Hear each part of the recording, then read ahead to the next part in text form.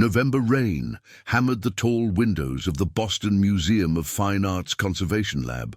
Dr. Sarah Chen hunched over her workstation, gloved hands trembling as she positioned the daguerreotype under the magnification lens. The photograph had arrived from a Beacon Hill estate sale, part of the late Margaret Ashford's collection. 4 young women in dark Victorian dresses, faces pale and solemn, posed formally. The back read, "The Ashford Sisters, May 1863. Sarah adjusted the lens to examine deterioration in the upper corner. The conservation process required documenting every millimeter before restoration. She had done this thousands of times, but something about this photograph bothered her since she'd opened the box. It was the eyes, even degraded. Something was wrong with how the sisters looked at the camera. Not typical Victorian stiffness, but something else. Fear. Her assistant Marcus had left hours ago. Sarah preferred working alone on delicate projects.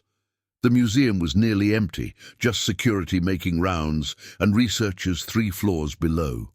Moving the lens across the image, Sarah documented each sister in her notebook. The oldest, Eleanor Ashford, stood back left. Dark hair pulled severely back, hands resting on the youngest girl's shoulders. But her grip looked too tight, fingers pressed in with visible tension. Beatrice stood to Eleanor's right, face turned slightly away, creating a blur.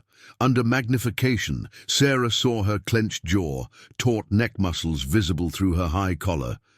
The younger sisters, Charlotte and Abigail, perhaps 14 and 10, sat in chairs. Their small hands folded in laps looked wrong, unnatural, as if placed by someone else. Sarah rubbed her eyes and leaned back.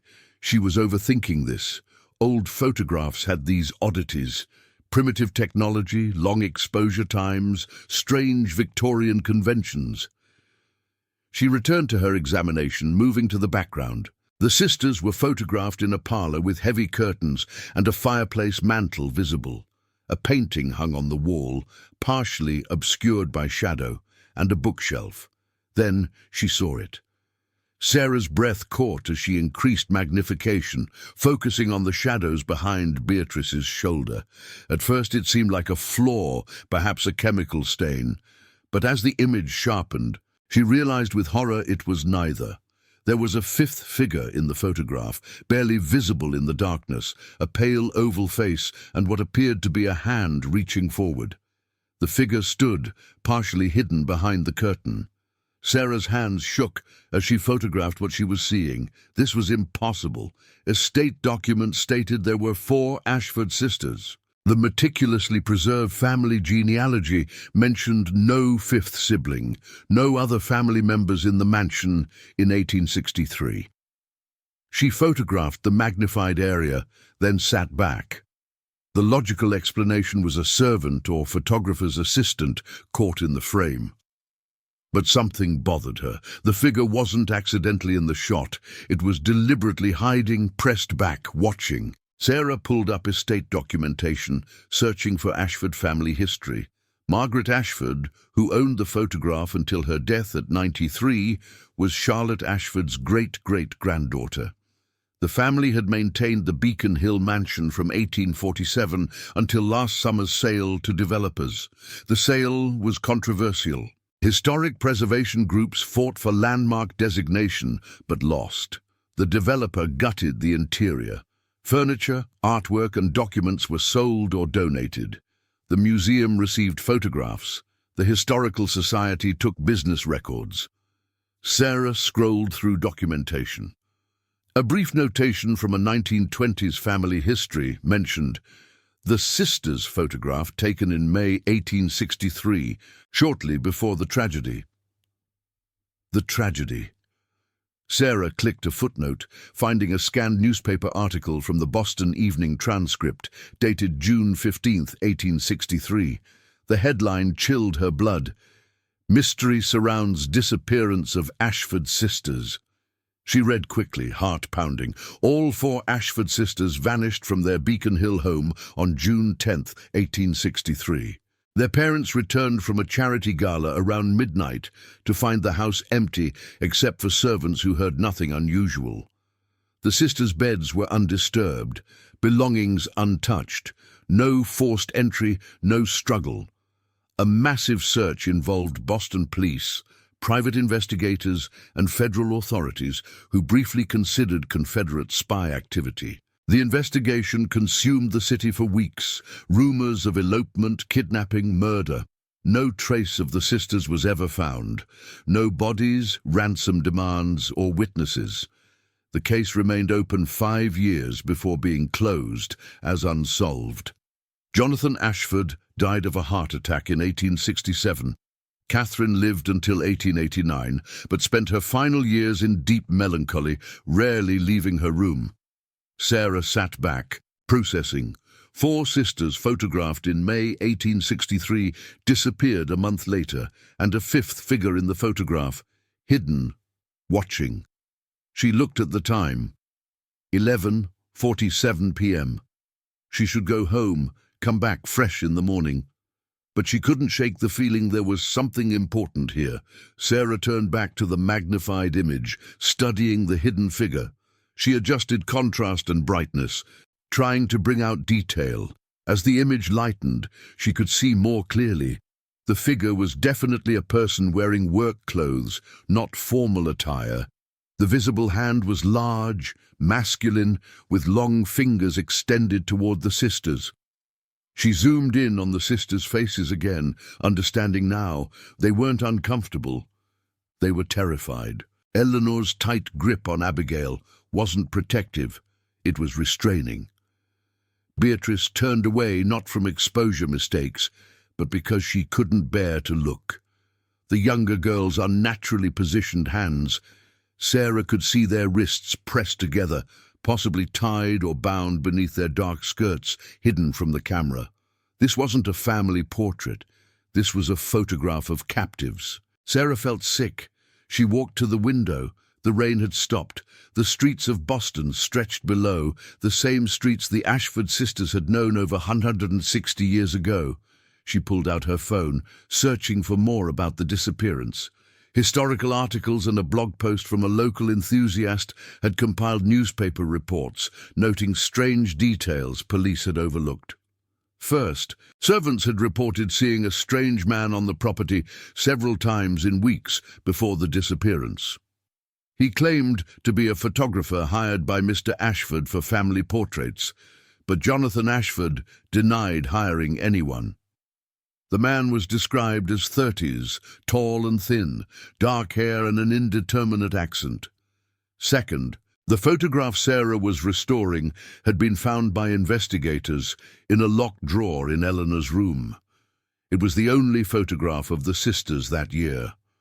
The photographer was never identified, and the daguerreotype style didn't match known Boston studios.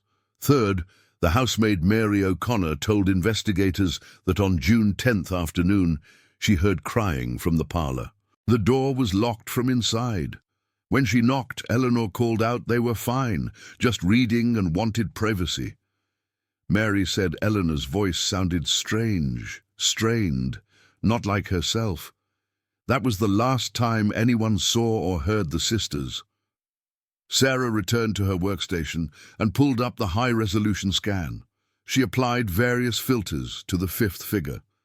After several minutes, an image emerged that froze her hands on the keyboard. The figure's face was clearer now. The man was smiling.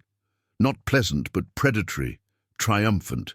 His eyes seemed to stare directly at the camera with unsettling intensity. But what she saw next made her grab her phone and dial Dr. Patricia Reeves, the museum's director of historical research. Patricia was one of few people Sarah trusted with something this disturbing. The phone rang 4 times before Patricia's sleepy voice answered. "Sarah, it's almost midnight. What's wrong?" "I need you to come to the lab," Sarah said, trying to keep her voice steady. "Right now. I found something in the Ashford photograph." There was a pause. "Can't it wait until morning?" "No," Sarah said, looking at the image on her screen. I don't think it can. Patricia, there's something in this photograph, someone hiding in the background, and I think I know what happened to those sisters. Another pause, longer this time. Then Patricia's voice came back, alert now. I'll be there in 20 minutes.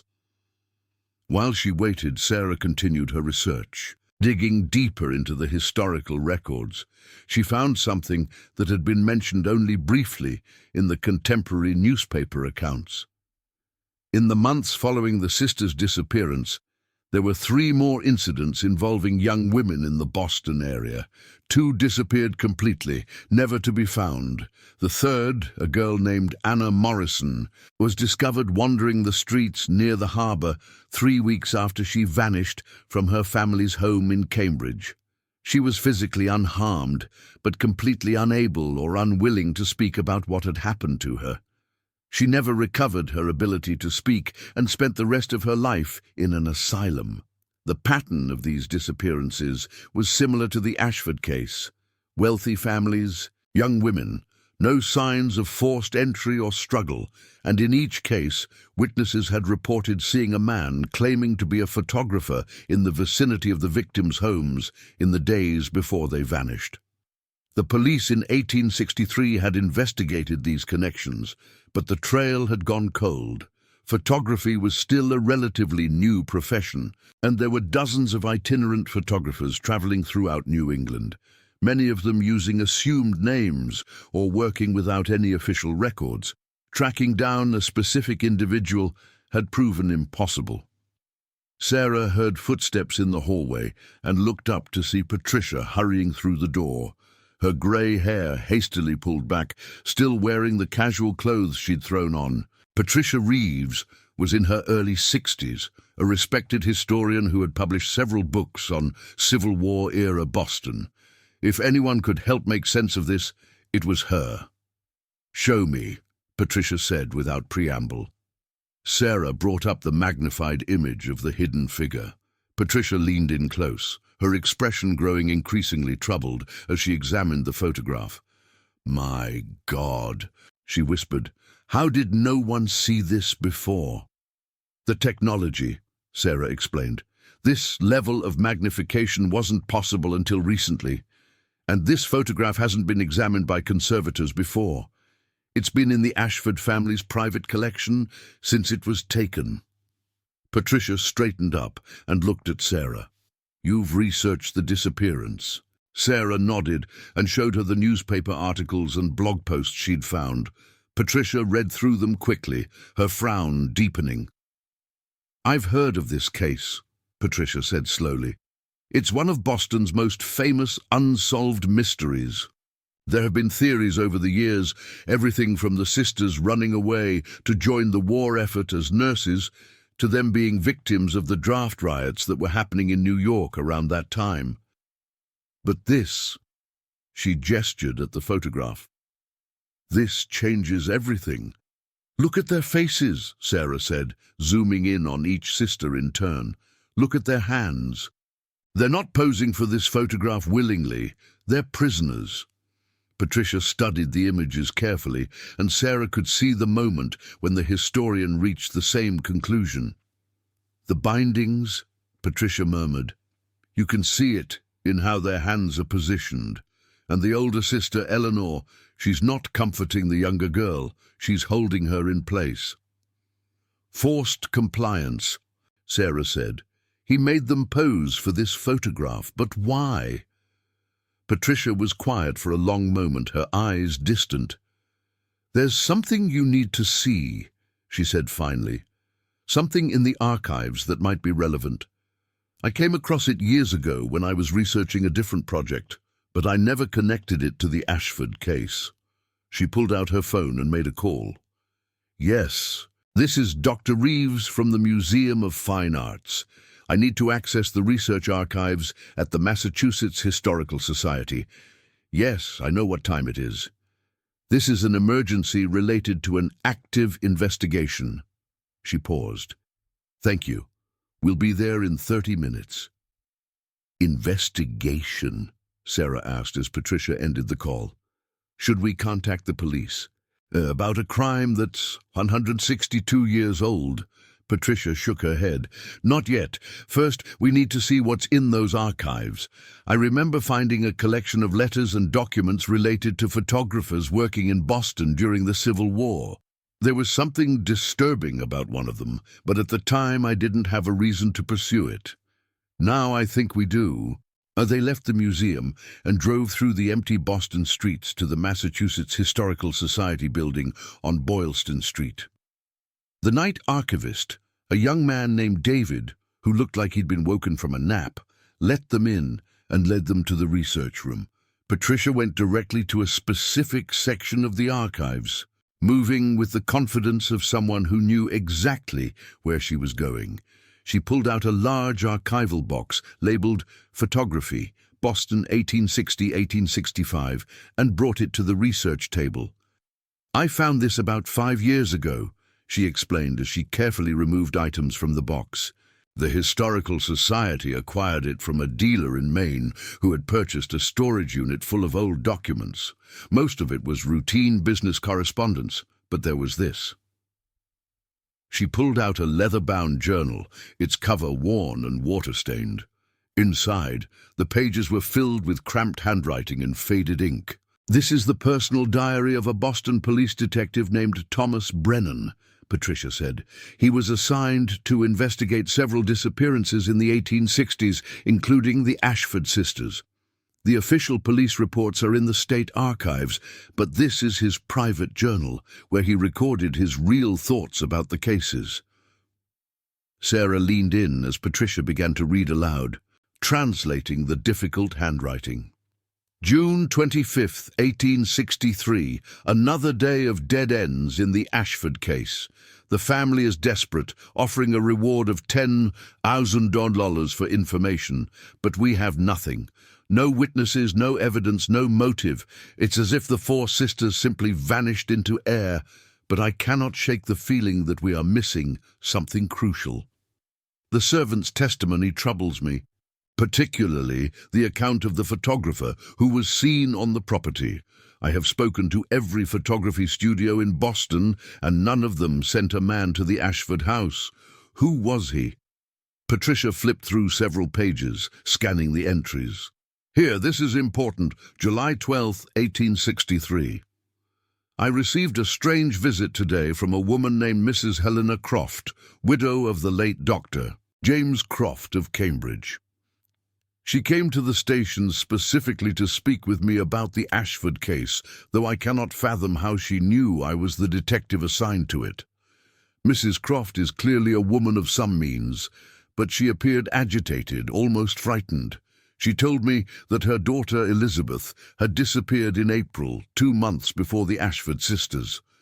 I checked the records, and indeed there was a report filed, but the case was classified as a probable elopement after the girl's sweetheart also went missing around the same time. But Mrs. Croft insists this is not what happened. She says that in the weeks before Elizabeth vanished, a photographer came to their home offering to take a portrait of the family. Mrs. Croft declined, as they had recently had photographs taken, but Elizabeth was fascinated by the man's equipment and asked if he might teach her something about the process. The photographer offered to give her lessons, and foolishly, Mrs. Croft agreed. Elizabeth had 3 lessons over the course of 2 weeks. After the 3rd lesson, she returned home in a state of distress. She was pale and shaking, and when her mother asked what was wrong, Elizabeth said only that she would not be returning for any more lessons. She refused to explain further. 2 days later, she disappeared from her bedroom in the middle of the night. Her window was open, and her bed was undisturbed, suggesting she had not gone to sleep before leaving. Mrs. Croft showed me a daguerreotype that the photographer had given to Elizabeth as a gift after her first lesson. The photograph showed Elizabeth sitting in what appeared to be the photographer's studio, but there was something deeply unsettling about the image. Elizabeth's expression was blank, almost trance-like, and her hands were positioned in an unnatural way on her lap. The background of the photograph was completely black, as if the girl was suspended in a void. I asked Mrs. Croft if she could describe the photographer. She said he was a tall, thin man in his 30s, with dark hair and an accent she couldn't place. He had introduced himself as Hermann Zeller, recently arrived from Prussia, and said he was establishing a photography studio in Boston. When I inquired about the location of this studio, Mrs. Croft said he had given her an address on Commercial Street near the wharves, but when I went there today, I found only an abandoned warehouse. No one in the area recalls seeing any photography studio. Sarah felt a chill as Patricia continued reading. The description of the photographer matched what the Ashford servants had reported, and now they had a name, Hermann Zeller. Patricia turned more pages, reading excerpts aloud. Detective Brennan had become increasingly obsessed with the Zeller connection, but he had found it impossible to track the man down. There were no immigration records for anyone named Hermann Zeller, no business licenses, no property records. It was as if the photographer didn't exist. Then Sarah noticed something. Wait, go back to that entry about the photograph Zeller gave to Elizabeth Croft. Is that photograph in this archive? Patricia's eyes widened. I don't know. Let me check. She carefully went through the remaining contents of the box. Near the bottom, wrapped in old tissue paper, she found 2 small daguerreotypes. She unwrapped them carefully and laid them on the table. The first was indeed a photograph of a young woman who must have been Elizabeth Croft. The image matched Detective Brennan's description perfectly. The girl sat in a chair against a completely black background, her face expressionless, her hands positioned unnaturally in her lap. But it was the second photograph that made both Sarah and Patricia gasp. It showed 2 young women, both in their late teens or early 20s. They were standing side by side, wearing identical dark dresses, their faces turned slightly toward each other. The background was the same featureless black void, but what was horrifying was that the women appeared to be the same person, identical twins, perhaps, or the same woman photographed twice and somehow merged into a single image through some kind of double exposure technique. Sarah picked up the photograph carefully and examined it under the research lamp. This is technically sophisticated for 1863, she said. Double exposures were possible, but this is seamless. Whoever Hermann Zeller was, he was extremely skilled with the photography technology of the time. Or he had access to techniques that weren't widely known yet, Patricia added. She pulled out her phone and took photographs of both daguerreotypes, then returned to the journal. The next relevant entry was dated August 3rd, 1863. I am beginning to fear for my sanity. I have spent the last 3 weeks searching for any trace of Hermann Zeller, but it is as if the man is a ghost. I have shown his description to every boarding house, hotel and tavern in Boston, with no results. I have checked the passenger lists of every ship that arrived in the months before the disappearances began, searching for any variation of the name Zeller or any Prussian immigrants matching his description. Nothing. I have found 7 cases of missing young women in the Boston area over the past 2 years. 7 families, all wealthy, all reporting the same pattern. A mysterious photographer appears, offers his services, and shortly thereafter, their daughters vanish. In some cases, the girls disappeared during what was supposed to be a photography session. In others, like the Ashford sisters, they vanished from their locked rooms. There are never any signs of struggle, never any witnesses. I have compiled descriptions of the photographer from all the families. The details vary slightly, but the core elements remain the same. A tall, thin man in his 30s, with dark hair and a European accent, extremely knowledgeable about photography, charming and persuasive when dealing with his clients. Several of the families mentioned that he had a particular interest in photographing multiple sisters or friends together. Yesterday, I received a telegram from a colleague in New York. There have been similar disappearances there. with witnesses reporting a photographer matching the same description.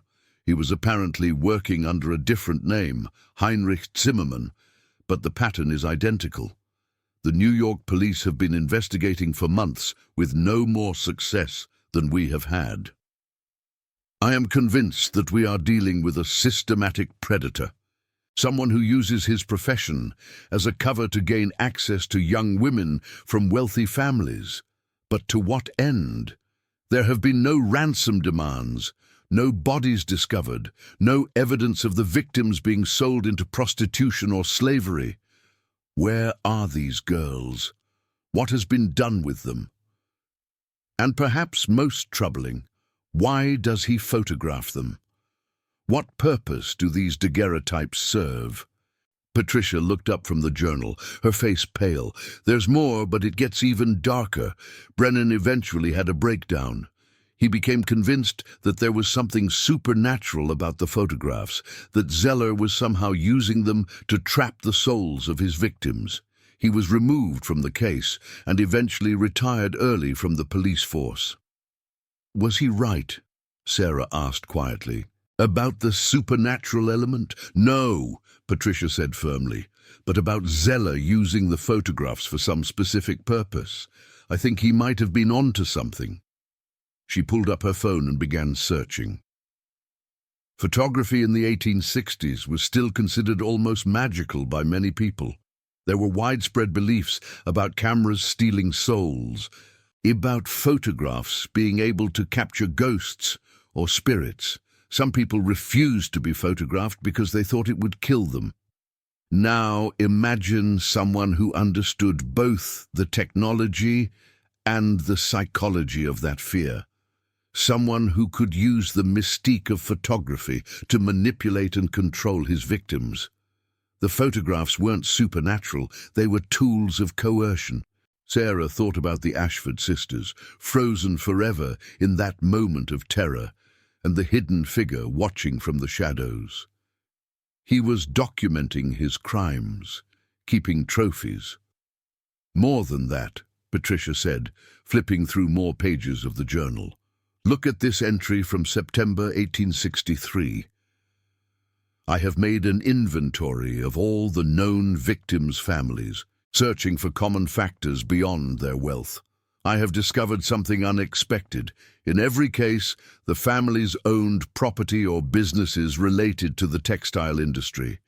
The Ashfords owned several mills. The Crofts had invested heavily in cotton plantations before the war. The others owned garment factories, spinning operations, or shipping companies that transported fabric. I cannot determine if this is meaningful or coincidental. Perhaps Zeller chose his victims based on their family's visibility and wealth in the textile trade. Or perhaps there is some other connection I am failing to see. The textile industry, Sarah said slowly. In 1863, during the Civil War, Patricia, what was happening with textiles at that time? Patricia's eyes widened. The cotton shortage. The Union blockade of southern ports had cut off the supply of raw cotton to northern mills. The entire textile industry was in crisis. Mills were closing, workers were being laid off, fortunes were being lost. And some fortunes were being made, Sarah added. Anyone who had stored cotton or who had access to alternative sources would have been extremely wealthy. They looked at each other, a dark understanding dawning between them.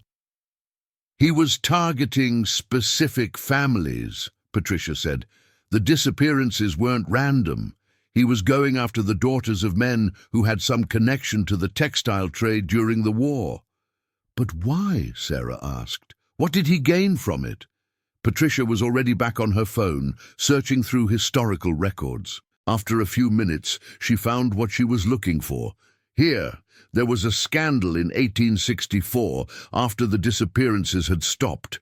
A Confederate agent named Heinrich Braun was arrested in New York for espionage. He had been posing as a Prussian businessman and was found to be coordinating sabotage operations against northern manufacturers. She showed Sarah a digitized newspaper article about the arrest. The description of Heinrich Braun matched the descriptions of Hermann Zeller and Heinrich Zimmermann. He was a Confederate spy, Sarah breathed, using the disappearances to terrorize and destabilize northern industrial families. But then where are the victims? Patricia asked. If this was just about terror, why not leave bodies? Why make them vanish completely? Sarah didn't have an answer. They continued reading through Detective Brennan's journal, but the entries became increasingly fragmented and paranoid. By October 1863, Brennan was writing about nightmares and hallucinations, claiming he could see the faces of the missing girls in every photograph he encountered. His final entry, dated November 15, 1863, was barely coherent. I saw him today. Zeller, or Zimmermann, or Braun, or whatever his real name is.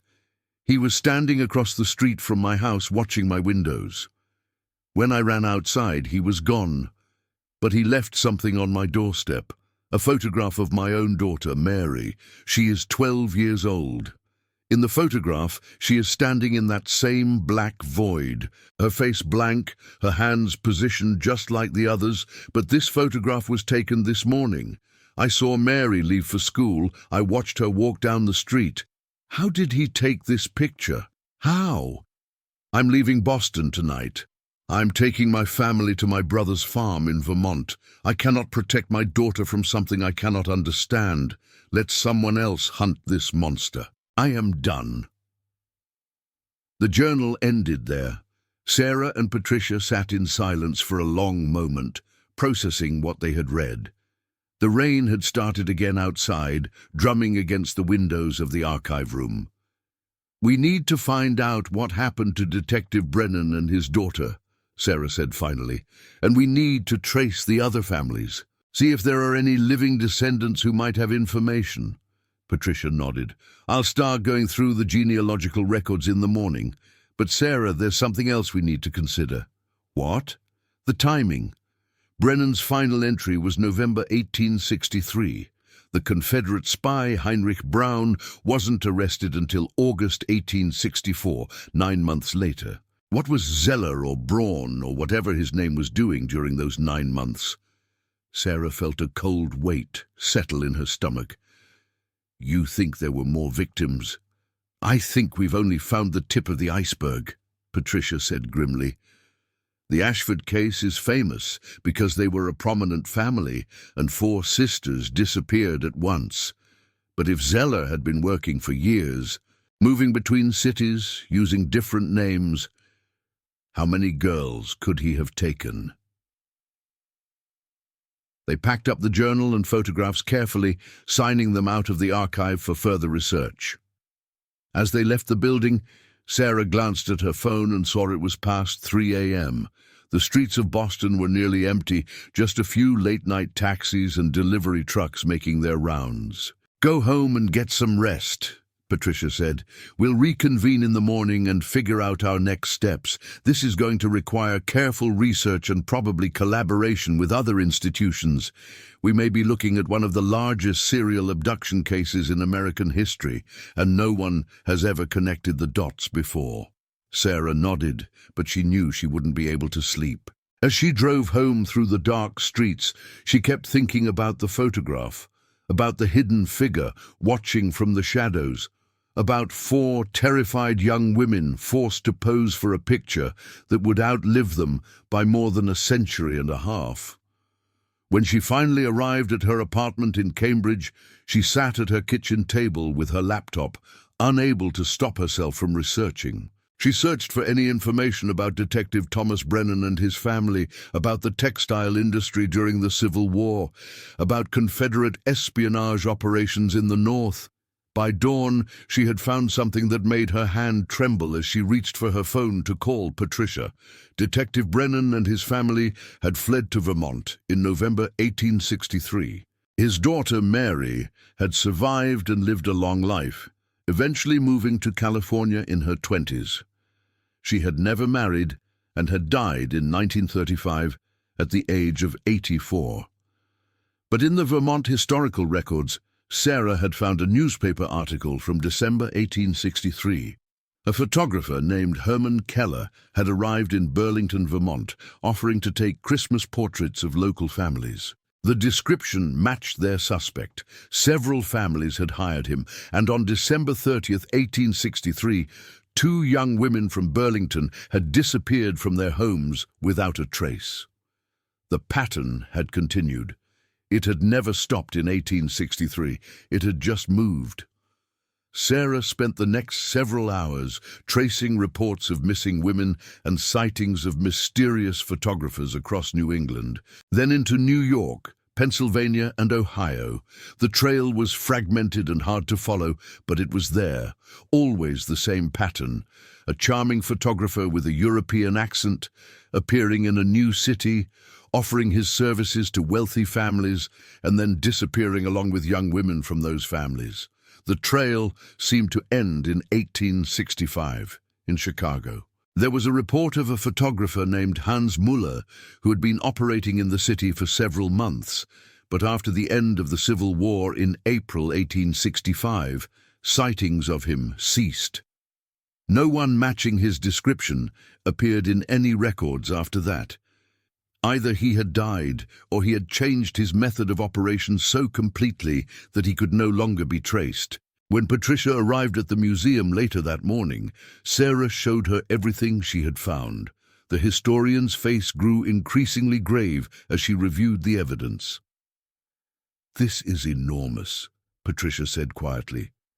"If you're right, if all these disappearances are connected to the same person, we're talking about potentially dozens of victims over several years, and we still don't know what happened to any of them."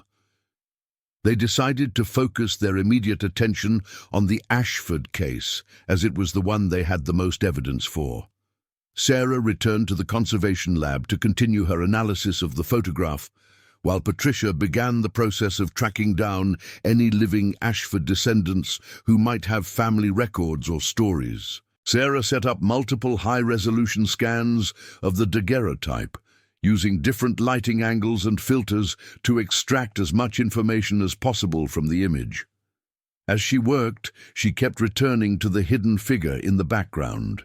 There was something about his positioning, about the way he was half concealed behind the curtain, that suggested he wasn't just the photographer or an assistant. He was part of the composition, deliberately placed there as a reminder to the sisters of his presence, his control over them. She examined every inch of the photograph, documenting each detail. The parlor where the sisters had been photographed was richly furnished, with expensive wallpaper and elaborate molding visible in the background. The painting on the wall that was partially visible turned out to be a landscape scene, possibly European in style. But it was a small detail in the lower left corner of the image that caught her attention. On the floor, just barely visible at the edge of the frame, was what appeared to be a chain. A heavy iron chain, the kind that might be used to secure cargo on a ship or to restrain a large animal, or to restrain a person. Sarah's stomach churned as she zoomed in on this detail. The chain extended from the bottom edge of the frame upward, disappearing behind the chair where young Charlotte sat. Following its path, Sarah could see a faint discoloration on Charlotte's dark dress, right at her ankle level. They had been chained to the chairs while the photograph was taken. She documented this finding carefully, taking multiple images from different angles. Then she examined the other sisters' positions again, looking for similar evidence of restraint. On Beatrice, there was a barely visible mark on her wrist, as if something had been tied there recently and had left a bruise. On Eleanor's neck, just above her high collar, there appeared to be a faint line, like a rope burn or a scar. This wasn't just a photograph of prisoners. It was a photograph of people who had been physically tortured or restrained over a period of time. The terror in their eyes wasn't just from posing for one photograph, it was from whatever they had endured before and during the creation of this image. Sarah called Patricia back to the lab and showed her the findings. The historian looked at the images for a long time without speaking. "We need to contact the current owner of the Ashford house," Patricia finally said. "The developer who bought it. If the sisters were held there before they disappeared, there might be physical evidence still in the building."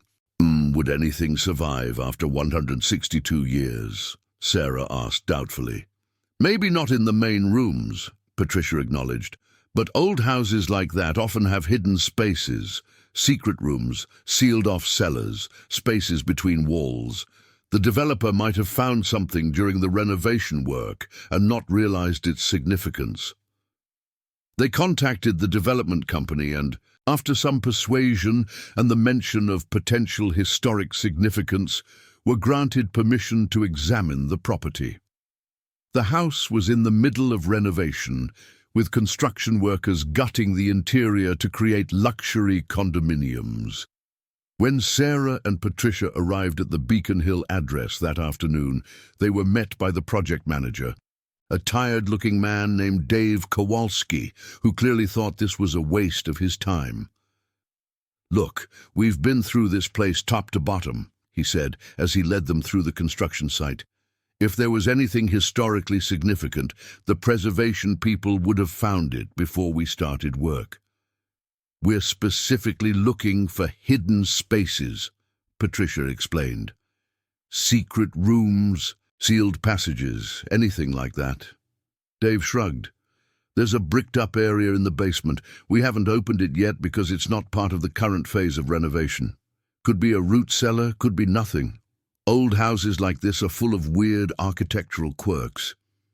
He led them down a modern staircase that had been installed where the original servants' stairs had been, into a basement that smelled of damp concrete and sawdust. The space was cluttered with construction equipment and building materials, but Dave navigated through it to a corner where part of the old foundation wall was visible. "There," he pointed. "See how the brick pattern changes. Someone bricked this up probably 100 years ago or more. It's not original to the house construction." Sarah examined the wall. The newer bricks were indeed different in color and style from the surrounding foundation, and the mortar was a different composition. Someone had deliberately sealed off a section of the basement, possibly in the late 19th or early 20th century. "Can we open it?" she asked. Dave looked skeptical. "I'd need to get approval from the owner, and we'd have to check with the city to make sure we're not violating any historical preservation codes or structural safety regulations. It's going to take at least a few days to arrange." "This could be evidence related to a criminal investigation," Patricia said.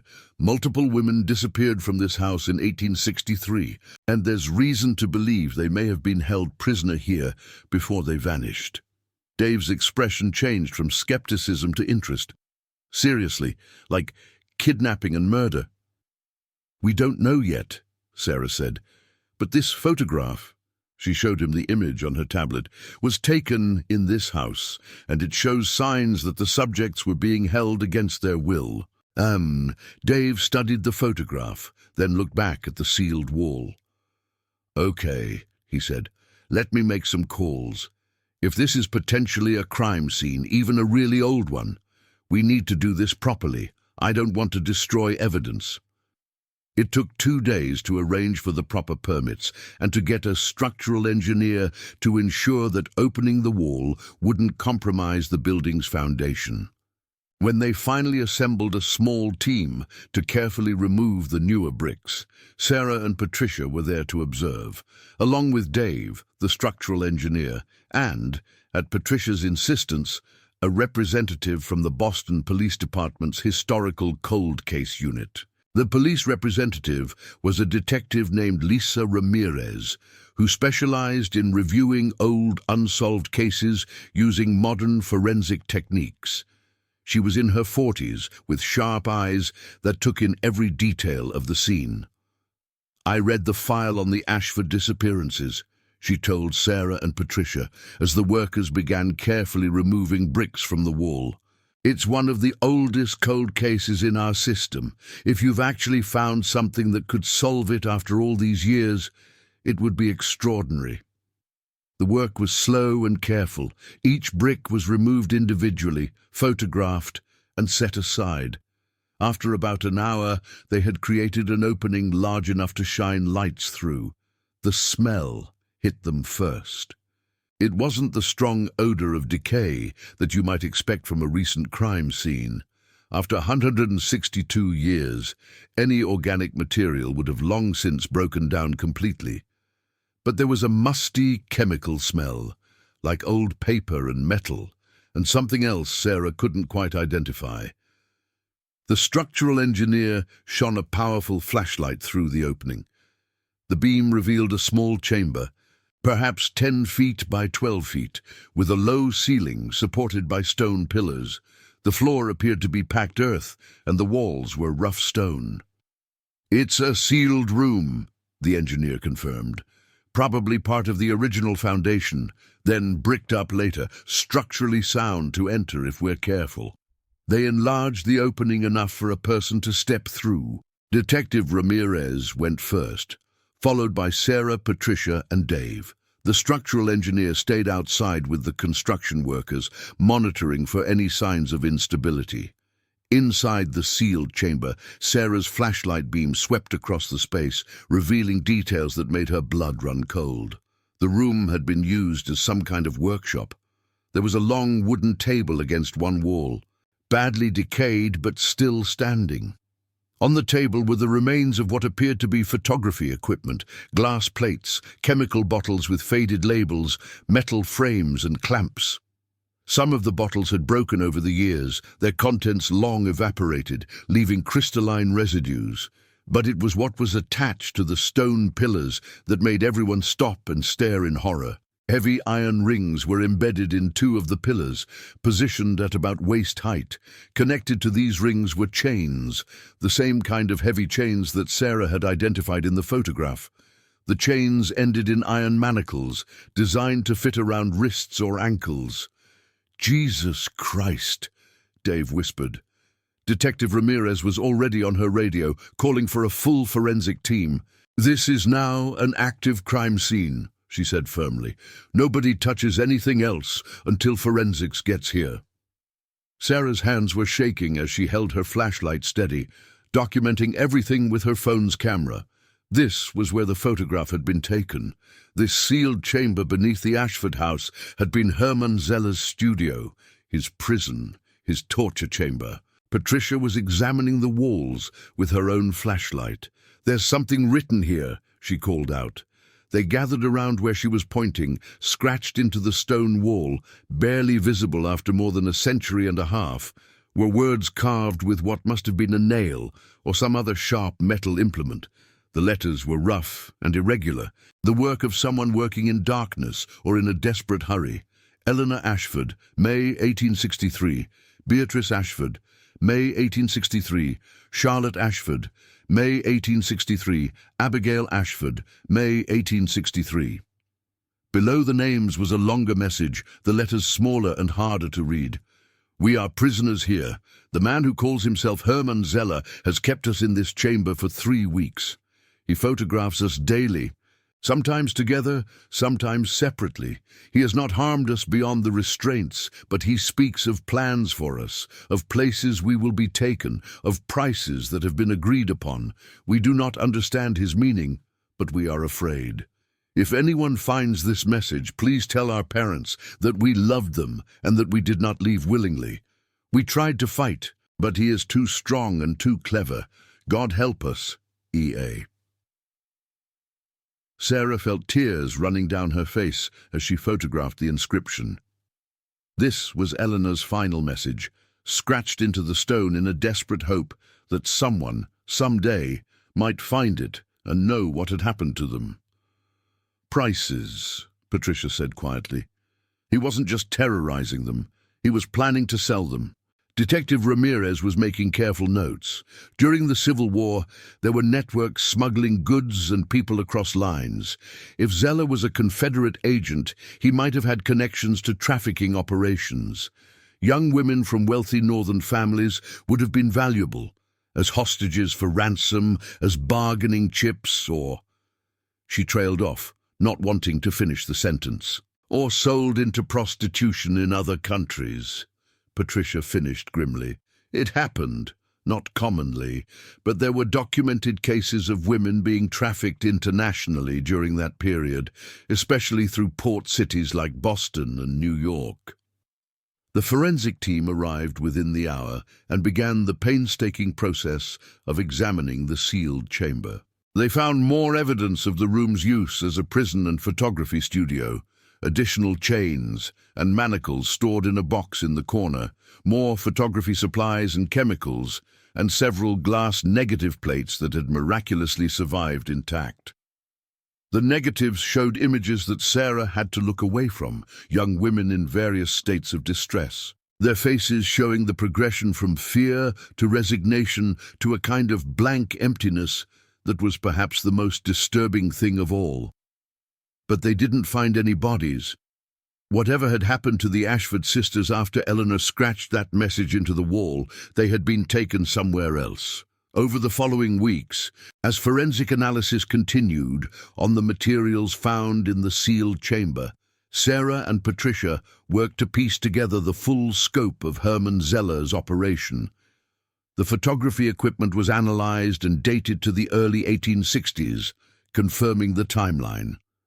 Chemical residues found in the room included compounds used in daguerreotype processing, as well as traces of laudanum and other drugs that might have been used to keep the victims compliant or sedated. Most significantly, fibers found in the room, preserved by the sealed, dry environment, were analyzed and found to include cotton, silk and wool fabrics consistent with expensive clothing from the 1860s. DNA testing was attempted, but after 162 years, any usable genetic material had degraded beyond recovery. Detective Ramirez worked with historians and researchers to create a comprehensive timeline of Zeller's activities.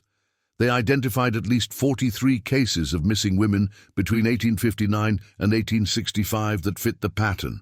Young women from wealthy northern families with connections to manufacturing or commerce, visited by a photographer, matching Zeller's description shortly before their disappearance. 43 women, possibly more, vanished over those 6 years, and only one ever returned. Patricia tracked down the records of Anna Morrison, the Cambridge girl who had been found wandering near the harbour 3 weeks after her disappearance. She had spent 51 years in an asylum before dying in 1914. The asylum records, once Patricia obtained permission to view them, included some notes from doctors who had tried to treat her. Although Anna never spoke again after her ordeal, she had sometimes written fragmentary notes or drawn pictures. One of these drawings, preserved in her medical file, showed a ship's hold with women huddled in small spaces. Another showed the same black void that appeared in Zeller's photographs, with a caption written in Anna's shaky handwriting. "The darkness where we waited." She had been held in a ship. That was how Zeller had transported his victims. Boston was a major port, with ships coming and going constantly during the war years. It would have been relatively easy for someone with the right connections to smuggle people aboard vessels bound for foreign ports. Where had the ships taken them? Patricia found some clues in Confederate espionage records that had been declassified decades ago. The Confederate government had operated several networks for smuggling cotton out of the South and bringing in weapons and supplies through the Union blockade. Some of these networks used neutral ports in the Caribbean and South America as transfer points. There were also darker rumors, never fully substantiated, of Confederate agents engaging in hostage-taking and trafficking to raise funds for their cause. The Union government had been aware of these activities, but had kept them quiet to avoid public panic. Heinrich Braun, the man arrested in New York in 1864, who matched Zeller's description, had been interrogated extensively. The interrogation records included references to valuable northern commodities being transferred through established channels, but gave no specific details. Brown had been convicted of espionage and hanged in 1865. Whatever he knew about the fate of his victims, he had taken to his grave. Sarah compiled all the photographic evidence into a comprehensive archive. The daguerreotypes told a story of systematic abuse and trafficking that had gone unrecognized for more than a century and a half. She worked with other conservators and historians to examine photographs in museum collections across New England, identifying several other images that showed the same signs of coerced posing and hidden figures that they had found in the Ashford photograph. Each photograph represented a crime, a life stolen, a family destroyed. 6 months after the initial discovery, the Museum of Fine Arts held a press conference to announce their findings. The revelation that one of Boston's most famous unsolved mysteries had been part of a much larger criminal conspiracy shocked the public and generated international media attention. But for Sarah, the most important moment came during a private ceremony at the Ashford family plot in Mount Auburn Cemetery. Patricia had managed to track down several living Ashford descendants, including a great-great-great-grandnephew named Thomas Ashford, who still lived in the Boston area. Thomas had brought his teenage daughter Emily to the ceremony. As they stood before the empty grave markers that had been erected for the four sisters in 1870, the year their parents had finally accepted that the girls would never return, Sarah presented them with the restored photograph. "They didn't leave willingly," Sarah said, repeating Eleanor's words from the wall of the sealed chamber. "They fought as hard as they could. And they wanted you to know that they loved their family and never stopped hoping for rescue." Thomas looked at the photograph for a long time, tears running down his weathered face. "All these years," he said quietly, "the family story was that they had run away, that they had been ashamed of something or had been swept up in some scandal. It was easier, I suppose, to believe that than to accept that they had been taken, that they had suffered." His daughter Emily spoke up, her voice strong despite her youth. "But they were victims, not runaways. They were brave. Eleanor's message in the wall proves that." "They were incredibly brave," Patricia agreed. "They left evidence. They tried to communicate what was happening to them. In their own way, they fought back against their captor by ensuring that someday someone would know the truth." The ceremony was brief, but it felt important. A recognition, however delayed, of what had happened to Eleanor, Beatrice, Charlotte, and Abigail Ashford in the spring of 1863, a recognition of their humanity, their suffering, and their courage.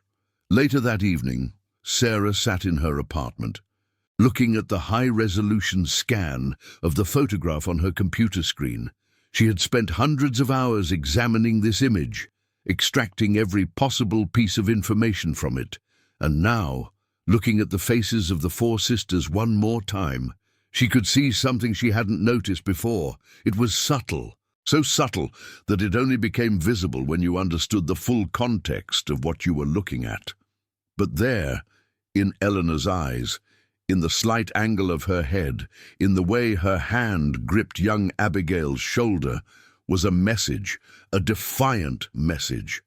They had been forced to pose for this photograph, yes. They had been prisoners, yes. But they had not been broken. They had retained enough of themselves, enough of their will, to leave this image as evidence, to stare into the camera with eyes that said, "Remember us. We were here. This was done to us." And now, 162 years later, people were finally listening. The investigation into Herman Zeller's trafficking network continued. Detective Ramirez and her team worked with international law enforcement and historical researchers to try to trace what had happened to the victims. Some fragmentary evidence suggested that several women had been transported to South America, possibly to Argentina or Chile, where there were communities of Confederate expatriates who had fled after the war. But most of the victims remained lost to history, their fates unknown and unknowable. 43 women had disappeared. 1 had returned, traumatized beyond speech. 4 had left messages carved in stone. The rest had simply vanished, leaving no trace except for the photographs that Zeller had taken of them, preserved as trophies of his crimes. Sarah worked with the museum to create a special exhibition about the case titled The Sisters of Ashford House: Photography, Power and Freedom in Civil War Boston. The exhibition told the story of the disappearances, but more importantly, it told the story of the victims themselves, who they were, what their lives had been like before they were taken, what they had hoped for and dreamed of. The exhibition included the restored photograph of the 4 Ashford sisters, but it also included photographs of them as children from happier times, letters they had written to friends, a diary kept by Beatrice when she was 14, full of observations about books she was reading and parties she attended and boys she found interesting, sketches that Charlotte had made showing genuine artistic talent, a school essay written by Abigail about her admiration for Florence Nightingale and her desire to become a nurse someday. These weren't just victims. They were people with interior lives, with hopes and dreams and personalities. And that was what had been stolen from them, not just their lives, but their futures. All the things they might have become and done and experienced. The final room of the exhibition was dedicated to the broader historical context, the nature of freedom and captivity in Civil War America. The parallel stories of enslaved people fighting for their own freedom, while northern women, like the Ashford sisters, were being kidnapped and trafficked. The ways in which the war had created chaos and opportunity for criminals like Zeller to operate. Patricia wrote the exhibition text, and she ended with a quote from Frederick Douglass, the great abolitionist and former slave who had lived through the same years. Freedom is a constant struggle. There is no birth of freedom without a beginning, and there can be no birth of freedom without effort. The same kind of effort that goes into the creating of any other living thing. The Ashford sisters had struggled for their freedom. They had lost that struggle, but they had not given up their dignity or their humanity. And now, more than a century and a half later, their story was finally being told in full. The exhibition was successful beyond the museum's expectations, drawing large crowds and significant media attention. But for Sarah, the most meaningful moment came when a young woman approached her during one of the public tours. "My name is Isabella Morrison," the woman said. "Anna Morrison, the girl who survived Zeller's captivity, was my great-great-grandmother. I grew up hearing about her, about how she never spoke again after whatever happened to her. The family always said it was some kind of trauma from the Civil War, but no one knew the details." She paused, gathering herself. "Thank you for finding out what really happened. Thank you for giving her story the dignity it deserved. Anna couldn't speak for herself, but now we know. We finally know." Sarah felt the weight of those words. We finally know. After 162 years, the silence had been broken. The photographs, intended by Zeller as trophies of his power over his victims, had instead become evidence. Evidence that these women had existed, had suffered, had resisted as best they could, and deserved to be remembered. As she stood in the exhibition hall, surrounded by the faces of the missing women staring out from antique photographs, Sarah thought about the hidden figure in the original Ashford photograph, Hermann Zeller, or Heinrich Braun, or whatever his real name had been, lurking in the shadows, watching. He had thought he was in control. He had thought his careful planning and his Confederate connections and his photographic skills made him untouchable. He had disappeared into history, never caught, never punished for his crimes. But in the end, it was his own work, those photographs he had taken as trophies, that had brought him down. The evidence he had created, preserved in silver and glass, had outlasted him. And now everyone knew what he had done. The victims had won in the only way they could, through the photographs he had forced them to pose for, through the messages they had scratched in stone, through their very existence and resistance. They had ensured that someday the truth would be known. And that truth, Sarah reflected, was a kind of freedom too. Not the freedom the Ashford sisters had hoped for in their lifetimes, but perhaps a freedom for their memories, their stories, their humanity. They would no longer be forgotten, no longer be mysteries. They would be remembered as they truly were. Young women who faced unimaginable horror with courage, who fought for their freedom even in captivity, who refused to be erased from history. Sarah looked one more time at the photograph of the four sisters, at Eleanor's defiant eyes, at Beatrice's clenched jaw, at Charlotte and Abigail's small, brave faces, and she thought, "I see you. We all see you now. You are not forgotten." The rain had started again outside, tapping against the museum windows, the same rain that had fallen on Boston for centuries, that had fallen on the Ashford house in 1863, that connected past to present in an endless cycle. But this time the rain felt like a kind of cleansing, a washing away of old silences and old forgetting. The truth had been buried for 162 years, sealed in a chamber beneath a Beacon Hill mansion, hidden in the shadows of an old photograph. But truth, like freedom, could not be suppressed forever. It found a way to emerge, to be heard, to be known. And in that knowing, there was justice, not the justice of a trial or a conviction. Hermann Zeller had escaped that in his lifetime, but the justice of memory, of recognition, of refusing to let the victims be erased. Sarah turned off the lights in the exhibition hall, leaving the photographs illuminated only by the city lights filtering through the windows. In the dim light, the faces of the missing women seemed almost alive, their eyes following her as she walked toward the exit. "Rest now," she whispered. "Your story has been told."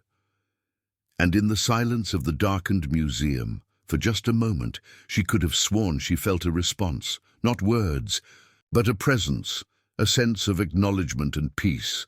The sisters of Ashford House and all the other women who had been taken by Hermann Zeller could finally rest. Their truth had been spoken.